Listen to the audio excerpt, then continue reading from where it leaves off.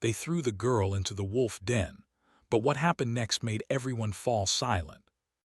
The air smelled of damp earth and smoke from the torches that flickered in the growing darkness. At the center of the crowd, a young woman stood with her hands bound, her chest rising and falling in quick, shallow breaths. Her name was Ilara. She was no stranger to hardship, but tonight the weight of fear pressed on her like a heavy stone. "They say she betrayed the crown," an old woman muttered, clutching her shawl tightly around her thin shoulders.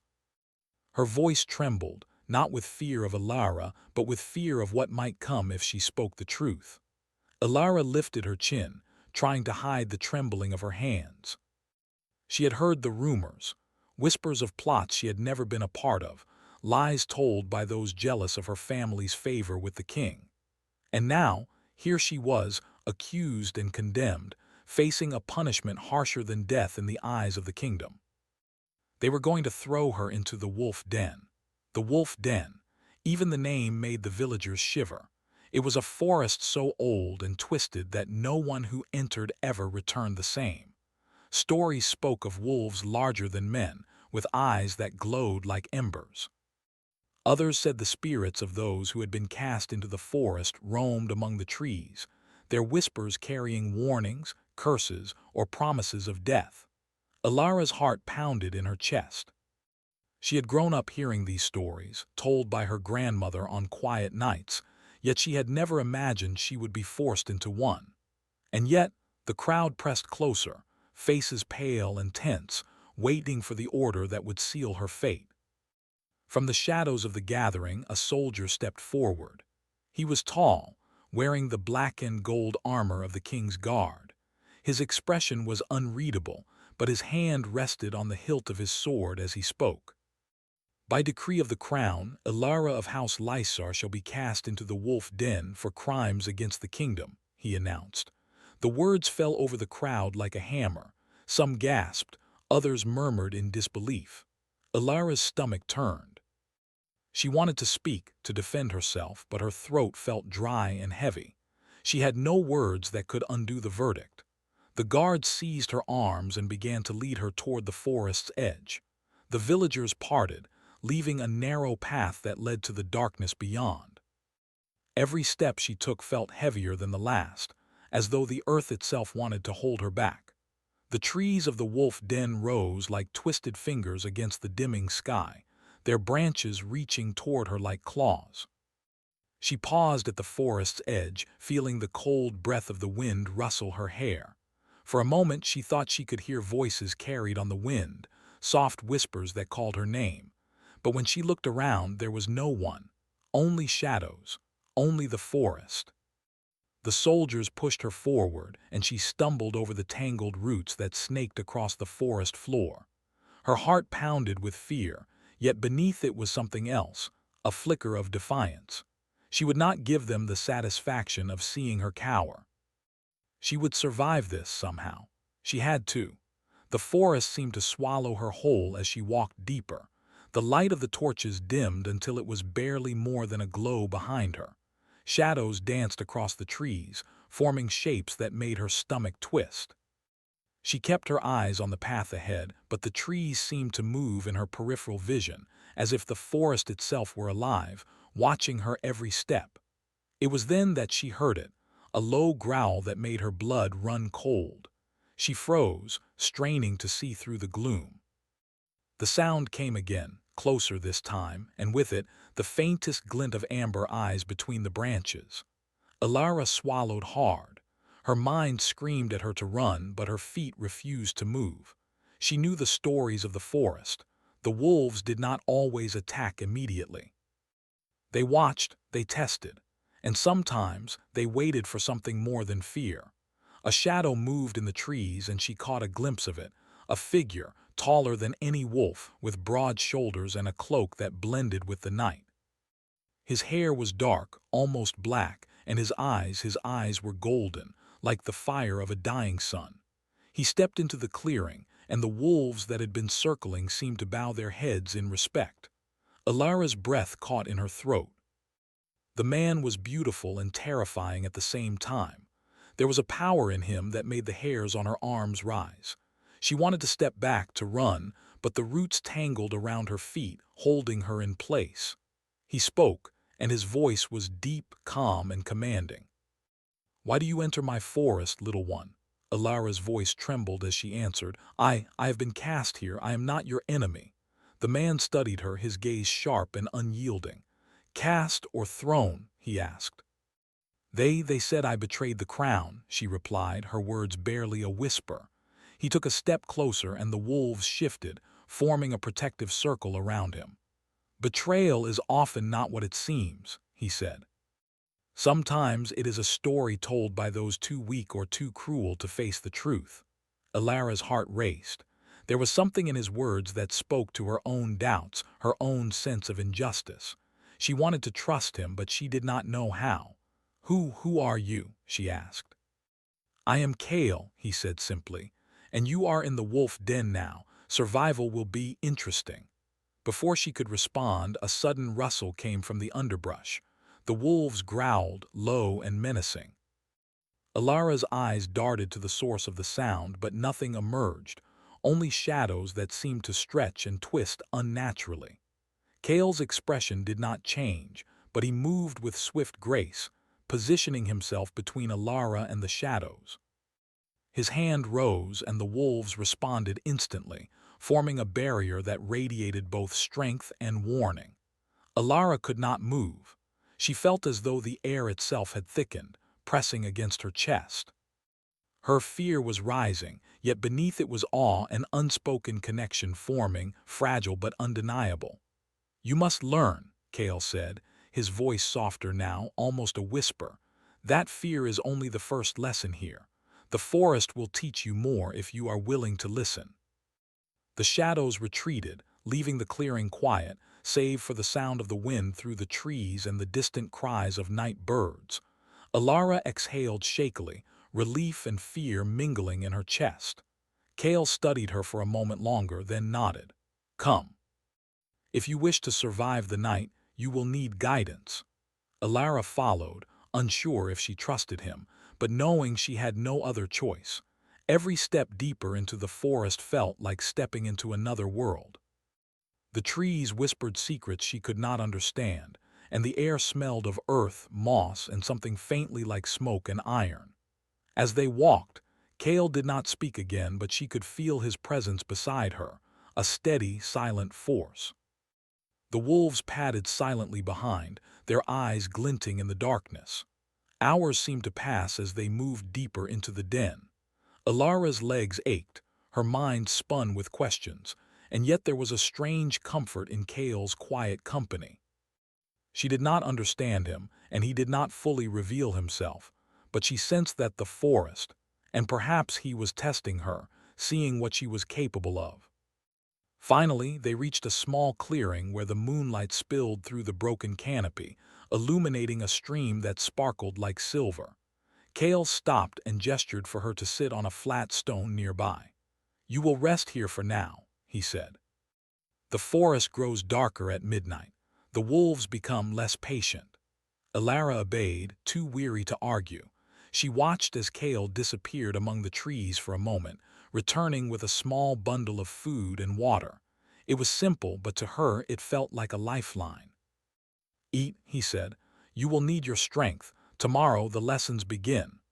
She took the food with trembling hands, unsure if it was a gift or another test. As she ate, her thoughts drifted to the world she had left behind, the court, her family, and the people who had condemned her. They had thrown her into this forest expecting her to die, but perhaps, she thought, they had underestimated her. Kale watched silently, his eyes unreadable in the dim moonlight. And as the wind whispered through the trees, carrying voices that seemed both real and imagined, Alara felt something she had never felt before. A spark of hope, fragile but undeniable, that she might survive the wolf den, and perhaps, in the process, discover something she had never known about herself. The night deepened and the shadows grew longer. The wolves settled around the clearing, their amber eyes glowing softly. Kale sat beside her, silent but alert. The forest was alive, watching and waiting, and somewhere in the darkness a growl echoed, low, deep and knowing. Alara's heart quickened. She was not alone. She was being tested, and the story of the wolf den had only just begun. The first light of dawn filtered through the dense canopy of the wolf den, casting silver and green streaks across the forest floor. Alara awoke to the soft rustle of leaves and the steady breathing of the wolves that surrounded the clearing. She rubbed her eyes, trying to shake off the lingering fatigue of the night. The memory of her arrival, the fear, the shadows, the golden-eyed guardian, still clung to her mind like a shadow she could not shake. Kale was already awake, standing silently at the edge of the clearing. His gaze swept the forest with a precision that made Alara shiver. He did not notice her at first, as though the forest itself had sharpened his senses. The wolves moved around him like a living shadow, obedient to his slightest motion. "Alara," he said finally, his voice calm and steady, "if you are to survive this forest, you must learn to see it as it truly is. Not just the trees and shadows, but the life beneath them, the movement of wind, the sound of earth. Every step carries meaning here." Alara struggled to stand, her muscles stiff from sitting on the cold stone. I will try," she said, her voice uncertain. Kale studied her as if measuring her strength and resolve. "Try is not enough," he said. "You must act, you must move, listen, and learn. The forest does not forgive hesitation." He led her deeper into the wolf den, where the trees grew taller and the air colder. Every branch seemed alive, reaching toward them with silent fingers. The shadows twisted at the edges of her vision, and Alara felt a shiver run down her spine. The wolves flanked them, silent guardians, their amber eyes glowing faintly. "Alara," Kale said after a long walk, "the forest has many lessons. Some are simple, others more dangerous. Today you will learn your first." He stopped at the base of an ancient tree, its roots gnarled and thick. "There is a stream nearby," he explained, "but it is not safe to approach directly. The water may appear calm, but the spirits in it do not forgive carelessness. You will need to find your own path." Alara studied the tree, her mind racing. She wanted to ask questions to understand, but the forest seemed to hum around her, as if listening to her thoughts. She took a deep breath and stepped forward, trying to trust her instincts.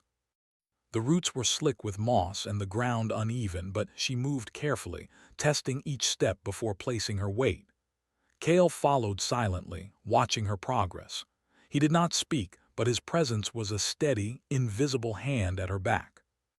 Alara felt both comforted and wary, unsure whether to trust him completely. The forest had a way of twisting intentions, and she knew that survival depended on careful observation. As she approached the stream, she noticed the water shimmer unnaturally, reflecting not just the light but shadows that did not belong to her. Her heart skipped a beat. The stories had spoken of spirits in the forest, some helpful, some vengeful. She crouched by the edge of the water, trying to sense any movement, any sign of danger. Kale crouched beside her, his golden eyes scanning the water. "Do not be afraid," he said softly. "Fear is useful only if it sharpens your senses. If it controls you, it will be your undoing." Alara nodded, taking a deep breath. She stretched her hand toward the water, and as her fingers touched the surface, the ripples moved unnaturally, forming shapes she could barely recognize. A shadow passed beneath the surface, and a whisper echoed in her mind. Who is there?" she asked, her voice trembling. The shadow vanished as quickly as it appeared. Kale's gaze remained fixed on the stream, unreadable. "The forest tests those who enter," he said. "It shows fears, doubts, and truths you may not be ready to face. Do not let it control you." Alara focused, letting the fear settle into something else, a quiet alertness. She observed the water, the trees, the movement of the leaves, and slowly she began to notice patterns. A branch would sway slightly before the shadow moved beneath the water. A faint glimmer of light would mark the edge of the spirit's path. Step by step, she learned to anticipate the movement of the unseen forces around her. Hours passed, and Kale continued to guide her, though often silently. The forest grew darker despite the rising sun. Shadows lengthened and strange sounds echoed through the trees, cracks, whispers, and distant growls that made her heart race. Yet with each challenge, Alara grew more confident. She realized that the forest was not merely a place of danger, it was a place of learning, a mirror to her own fears and strengths. At midday, Kale stopped beside a small clearing. The wolves gathered around him, their heads lowered, eyes glowing with unspoken understanding. "Rest here," he said. "You have learned much, but your lesson is far from over." Alara sank to the ground, exhausted but exhilarated. The forest had pushed her to the edge of her fear, and she had survived. She looked at Kale, who stood silently, watching her with an intensity that made her heart flutter. She wanted to ask him about himself, about the golden eyes, the wolves, and the stories she had heard, but she did not know if she could. Instead, she simply asked, Why do you help me?" Kale's gaze softened slightly, and for a moment the hardness in his eyes faded. "Because," he said, "not all who enter this forest are ready.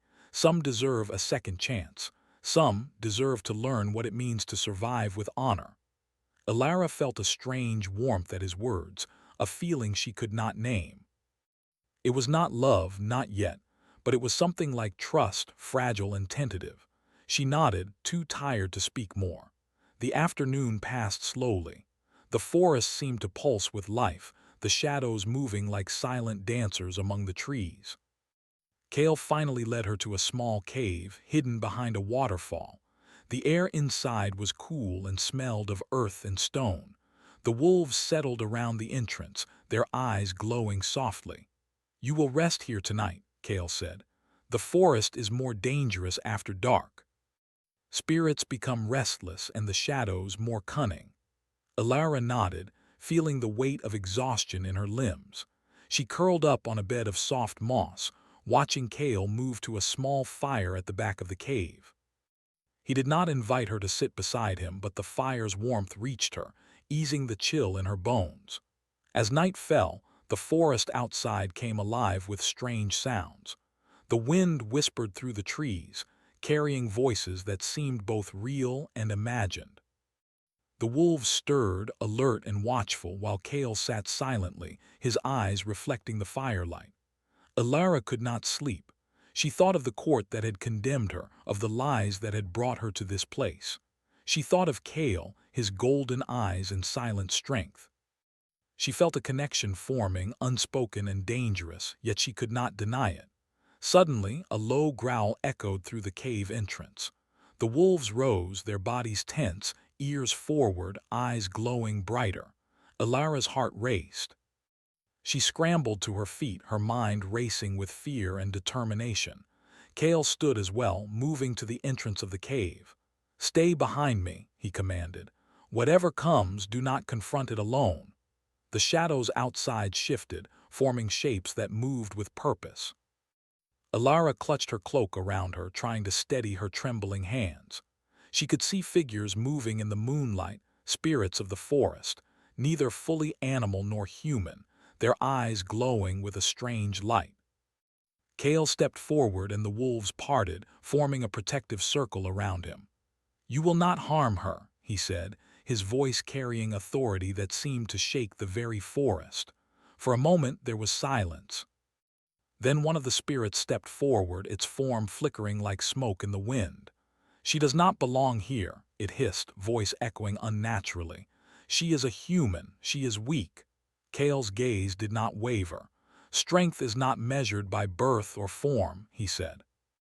"It is measured by courage, by heart, by the choices we make when faced with fear. She has survived this forest longer than most who enter." The spirit paused, its form wavering. Then, with a hiss that sounded like wind through dry leaves, it vanished into the shadows. The other spirits followed, disappearing as quickly as they had appeared. Alara exhaled, trembling with relief and awe. She looked at Kale, who finally turned to her, his expression unreadable. "You are stronger than you know," he said softly. "Do not forget that." She nodded, feeling the truth in his words. The forest had tested her and she had survived. But she also knew this was only the beginning. There were greater dangers ahead, more lessons to learn, and a bond forming between them, delicate, complex, and unspoken. As the fire crackled and the wolves settled around them, Alara felt a sense of determination she had never known. She would survive this forest. She would learn its secrets. And perhaps, she thought, she would discover something about herself and Kale that neither of them yet understood. Outside, the wolf den whispered in the wind, carrying secrets, warnings, and promises. And in the silence that followed, Alara realized that the forest had chosen her, but it had also chosen him. The night deepened, shadows stretching long and strange. And somewhere in the distance, a growl echoed, low and knowing, reminding her that the story of the wolf den and the bond between her and Kale was far from over.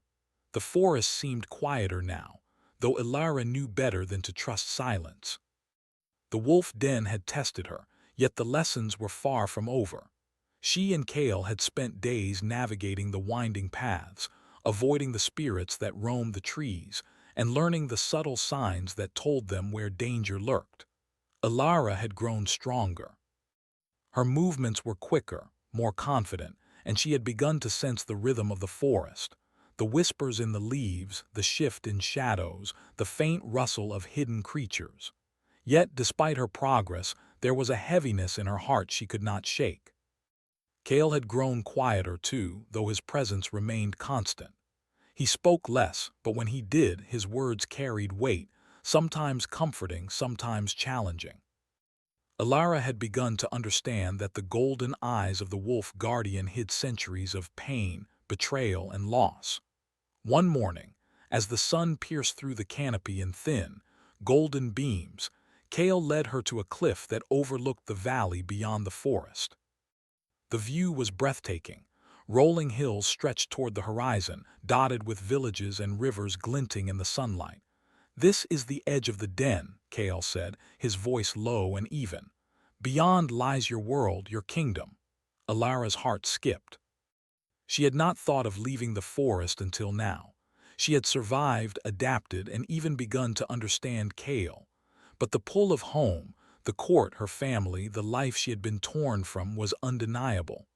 "I should go back," she whispered, more to herself than to him. They will be looking for me." Kale's gaze softened, though a flicker of pain crossed his features. "Going back will not be easy," he said. "They believe you a traitor. Some will see you as weak. Others will want to use what they believe you have learned here for their own gain." Alara nodded, determination rising in her chest. "I can't stay hidden forever. I have to face them, even if it's dangerous." Kale studied her for a long moment, then nodded. "Very well. But you will not face them alone." The journey back to the kingdom was tense. Every step out of the forest felt like leaving a cocoon of safety and entering a world that had not forgiven her. Villagers stared as she passed, whispers following her like shadows. Some looked at her with awe, others with suspicion. Rumors had already spread, stories of the girl who had survived the wolf den, guided by the golden-eyed guardian. Alara felt the weight of their gazes. Her resolve did not waver, but unease settled in her stomach. Kale stayed close, hidden in the shadows when they entered populated areas, only revealing himself when necessary to protect her from danger. Finally, they reached the outskirts of the capital. The city was alive with color and sound, yet every corner seemed filled with eyes watching, judging. Alara's heart pounded as they approached the palace gates. She knew the court awaited her return, not with welcome, but with scrutiny. The guards at the gate hesitated as she approached. Kale stepped forward, tall and imposing, his golden eyes scanning the crowd. "She travels under my protection," he said. His voice carried authority, leaving no room for argument. The gates opened reluctantly, and Alara stepped into the court she had left behind. The grand hall was filled with nobles, their eyes sharp and calculating. Some whispered openly, others hid their curiosity behind polite masks. And at the center, on a raised throne, sat the king. His expression was unreadable, but his eyes held a flicker of surprise. "Alara of House Lysar," the king said, his voice echoing through the hall. "You return from the wolf den alive. Explain yourself." Alara straightened, her spine stiff with resolve. "I was sent there unjustly," she said. "I survived because of what I learned and because I was not alone." A murmur ran through the hall. Some nobles frowned, others whispered in disbelief. Kale stepped forward from the shadows, and the crowd froze. The golden-eyed guardian of the wolf den was no longer a story. They could see him with their own eyes. "The girl speaks the truth," Kale said, his voice steady, commanding. "She has faced dangers you cannot imagine and has grown stronger for it. She is no traitor." The tension in the hall was palpable. A noblewoman stepped forward, her face twisted with anger. "This creature cannot be trusted. You would let him influence the court." Kale's gaze sharpened, and the wolves that had followed them silently emerged, forming a barrier between the nobles and Alara. Their eyes glowed with an otherworldly light. The crowd gasped, some stepping back in fear. "I am not here to fight the court," Kale said. "I am here to ensure that truth is not buried beneath lies. She is innocent." Alara felt a mixture of fear and awe. The power of Kale and the wolves was undeniable, yet she knew the court could still turn against her. She had to speak, to prove her own worth. "I will not hide," she said, her voice clear.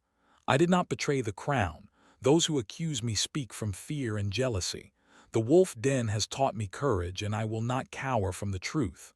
The room fell silent. The nobles exchanged glances, unsure how to respond. The king studied her, his expression unreadable. Finally, he spoke.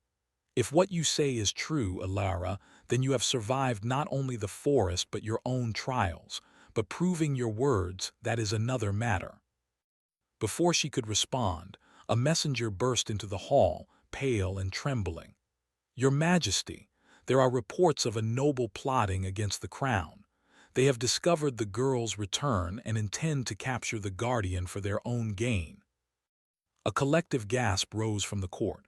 Alara's heart raced. She had expected scrutiny, not an immediate threat. Kale's expression darkened, his golden eyes narrowing. "Prepare the guards," Kale commanded. "We leave at once." The forest may have tested her, but the world outside is far more dangerous. Alara followed him, fear and determination coursing through her veins.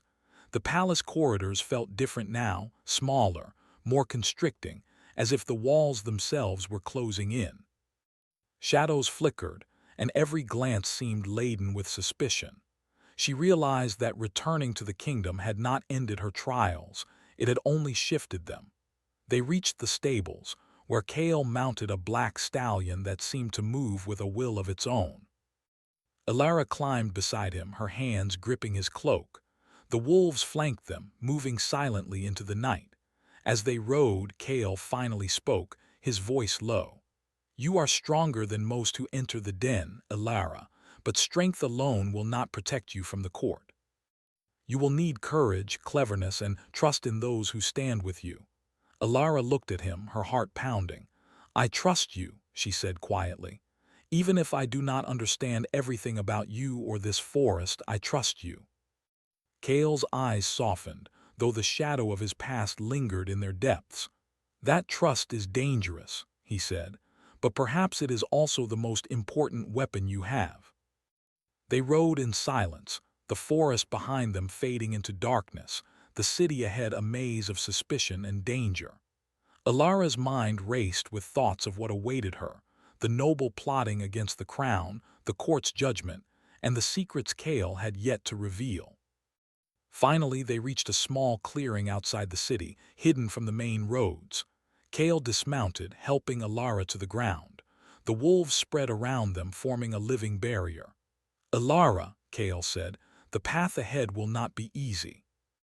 There are those who seek to control, to manipulate, and to destroy what they do not understand. You must be ready to face them, not as a frightened girl, but as someone who has survived the impossible." Alara nodded, determination hardening within her. She had faced the wolf den, learned its lessons, and discovered a courage she had never known. Now she would face the court, and whatever threats awaited, armed not only with that courage, but with the bond she had forged with Kale and the strength of the forest that had chosen her. As night fell, the wolves settled around the clearing, their eyes glowing softly. Kale stood beside her, silent and watchful, his golden gaze scanning the darkness. And somewhere in the distance, a shadow moved, a reminder that the trials were far from over, that the court's plots, the noble schemes, and the secrets of Kale's past would soon collide in ways neither of them could predict. Alara drew a deep breath, feeling the weight of the coming reckoning. She did not know what awaited, but she knew this. She would not be powerless. She would fight, survive, and perhaps even change the fate of the kingdom. The night stretched on, filled with whispers of wind, shadows of wolves, and the unspoken promise that the story of Alara and Kale was far from over. And as the moon rose high above the city, it cast a pale light on the pair, two figures standing together on the edge of destiny, ready to face whatever storms were yet to come. The night was silent, yet the air was thick with tension. Outside the city, in a hidden clearing, Alara stood beside Kale, the wolves circling protectively around them. The moon hung low in the sky, casting a silver glow over the land. Every shadow seemed to twitch and shift, as if alive, as though the forest itself had followed them from the den, whispering secrets only Kale could understand. Alara's heart raced. The court had learned of their return, and rumors of Kale's presence had spread like wildfire. Nobles, jealous and fearful, had begun plotting to capture him, to twist the power of the wolf den for their own gain. And yet, despite the danger, Alara felt something she had never allowed herself to feel before, a quiet confidence. She had survived the forest, faced the spirits, and learned to trust in her own strength. Kale turned to her, his golden eyes reflecting the moonlight. "Tonight," he said softly, "we finish what was begun. Not only for your survival, but for the truth of the forest, and for the balance the kingdom has disrupted." Alara nodded, gripping the hilt of a dagger she had learned to carry for protection. "I am ready," she said, though her voice trembled slightly. She had faced fear before, but the court's power, combined with the unknown, felt heavier than any shadow in the wolf den. The first sign of the approaching danger came from the east. A procession of armored riders emerged from the trees, their banners black with gold trim, their faces hidden beneath helmets. At their head was the noble who had plotted against Alara, his eyes gleaming with malice. "Kale." "Step aside," the noble shouted, his voice echoing across the clearing. "The girl belongs to the crown. Hand her over and perhaps your powers will be spared." Kale's jaw tightened. The wolves growled low, their fur bristling, eyes glowing with warning. "No harm will come to her," he said calmly. "Turn back or face what you do not understand." The noble laughed, a harsh, grating sound. "Do you think a mere girl and a so-called guardian can defy the kingdom?" Alara stepped forward, placing herself beside Kale. She met the noble's gaze, her voice strong despite the fear in her chest. "I am no one's pawn," she declared. "I survived the wolf den. I faced what you cannot imagine, and I will not bow to lies or fear." The noble's laughter faltered. He had expected a frightened girl, weak and broken, not someone who radiated courage. Kale's presence alone would have been intimidating, but Alara's defiance added a new force, one he had not calculated. Then the forest spoke. The shadows shifted, moving unnaturally, and the wolves' growls deepened. Trees twisted, roots rising from the ground as if to block the intruder's path. The noble's army faltered, unsure of the unseen power pressing against them. Kale moved like a shadow, agile and commanding, his voice rising in a low chant that carried through the clearing. The wolves responded, circling and guiding Alara to a place of safety behind him. She watched as the noble's confidence began to crumble, his men glancing nervously at the shifting shadows, the strange rustling of leaves, and the golden-eyed guardian who seemed more spirit than man. "You do not understand what you face," Kale said, his voice calm but unyielding. "The forest does not bow, it does not serve, and it does not forgive those who bring lies and fear into its presence." Suddenly, the noble raised his sword, a gesture meant to intimidate, but the moment it touched the earth, the ground beneath him trembled. Roots snaked around his legs, pulling him to the ground as if the forest itself had reached for justice. His soldiers panicked, some fleeing, some trying in vain to cut the roots away. Alara felt a thrill of both fear and awe. The forest had chosen its moment, and Kale had guided it. She realized that all the lessons she had learned, the patience, the observation, the courage, had led her to this point. She was not powerless. She was part of the force that would protect the truth. Kale extended a hand to her. "Now, Alara," he said. "Show them what it means to stand with courage." Alara stepped forward. Drawing on all she had learned in the wolf den, she moved with precision and awareness. She directed the wolves, their movements in sync with her intentions. Together, they formed a living barrier that held back the noble's men. She could feel the forest in her veins, its rhythm and power guiding her actions. The noble struggled, rage and fear in equal measure. "Release me," he shouted, but the roots held fast, binding him as if the earth itself had turned against him. Kale's voice was like steel. "You brought this upon yourself. The forest judges all who come with lies and cruelty. You will answer for your actions." The remaining soldiers hesitated, and then slowly, one by one, they lowered their weapons and retreated. Fear had broken their resolve. The noble remained bound, glaring at Kale and Alara with a mixture of hatred and disbelief. Alara felt her chest rise and fall, a mixture of exhaustion and triumph. The trials of the wolf den, the lessons, the fear she had conquered, all had led to this moment. She had not only survived, she had become a force in her own right, capable of standing against power and injustice. Kale approached her, placing a hand on her shoulder. "You have done well," he said softly. "You have faced fear, uncertainty, and deceit, and you have not faltered." Alara looked up at him, her golden eyes catching the moonlight. "I could not have done it without you," she said. "Without your guidance, your strength, and your trust." Kale's expression softened, and for the first time, the weight of centuries seemed to lift slightly from his shoulders. "And yet," he said, "you have grown stronger than I could have imagined.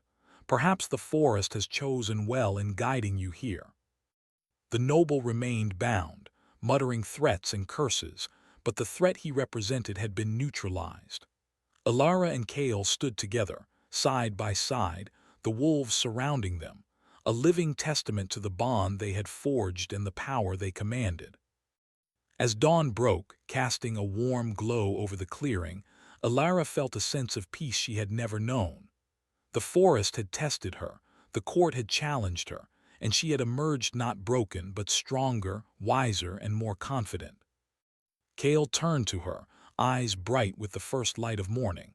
"The curse of the wolf den is no longer a burden," he said. "It has passed, not because of my power alone, but because of your courage. You have redeemed what was lost, healed what was broken, and faced the impossible." Alara's heart swelled. "And you?" she asked quietly. "What about you?" Kale smiled faintly, a shadow of the pain that had haunted him lingering in his eyes. "I am free," he said. "Not from the forest, not from the past, but free because you reminded me that trust, courage, and hope are not lost, even after centuries of solitude." The wolves howled, a sound that echoed through the valley, signaling the dawn of a new era. Alara reached out, touching Kale's hand, feeling the warmth, the strength, and the unspoken bond between them. They had faced darkness, both within and without, and emerged together. Together, they returned to the kingdom, not as fugitives or victims, but as legends in their own right. The nobles and court could not ignore the truth, nor could they deny the courage of the girl who had survived the wolf den and the guardian who had stood beside her. Alara stood before the king, her head held high. "I have returned," she said, her voice steady. "Not as a traitor, but as someone who has faced the impossible and survived. Let this be a reminder that fear and lies do not hold power over truth and courage." The king studied her, then nodded slowly, his expression filled with respect. "You have proven yourself," he said, "and in doing so you have changed the fate of this kingdom."